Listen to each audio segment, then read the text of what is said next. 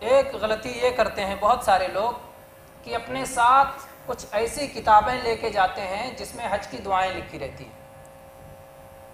میقات پر فلاں دعا پڑھنا، پہلے طواف کے پہلے چکر میں فلاں دعا پڑھنا، دوسرے میں یہ پڑھنا، تیسرے میں یہ پڑھنا، سعی کے پہلے چکر میں یہ، دوسرے چکر میں یہ پڑھنا، وہ ساری دعائیں لکھی رہتی ہیں۔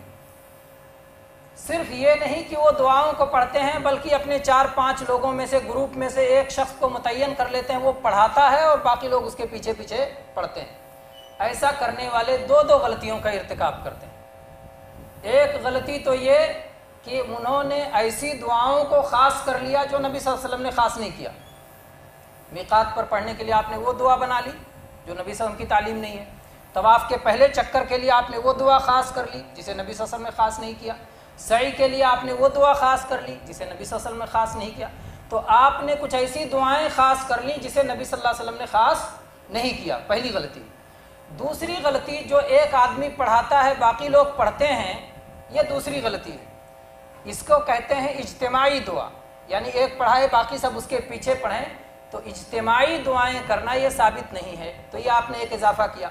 تیسری غلطی یہ کرتے ہیں کہ آپ کے اجتماعی پڑھنے اور پڑھانے کی وجہ سے بہت سارے لوگوں کو تشویش ہوتی ہے، جو آپ کی دعا سنتے ہیں وہ بیچارے وہ کیا پڑھ رہے تھے وہ اپنا بھول جاتے ہیں آپ کے سننے کے چکر میں۔ تو آپ خود بھی غلطی کر رہے ہیں اور دوسروں کو غلطیوں میں ڈال بھی رہے ہیں، دوسروں کی مصیبت کا سامان بھی بن رہے ہیں۔ اس لیے اللہ جو توفیق آپ کو دے، جو دعا آپ پڑھ سکیں آسانی سے، سبحان اللہ، الحمدللہ، اللہ اکبر، لا الہ الا اللہ، قرآن کی جو صورت یاد ہے وہ پڑھتے رہیں، اور کس طرح سے اللہ سے اپنی زبان میں جو چاہیں مانگتے رہیں، طواف کرتے ہوئے، سعی کرتے ہوئے۔ اللہ نے کوئی مشکل نہیں رکھی ہے، جب اس میں آسانی رکھی ہے تب اپنے آپ کو مشقت اور حرج میں آپ کیوں ڈال رہے ہیں؟ تو یہ غلطی بہت سارے لوگ کرتے ہیں جس سے کہ بچنا چاہیے۔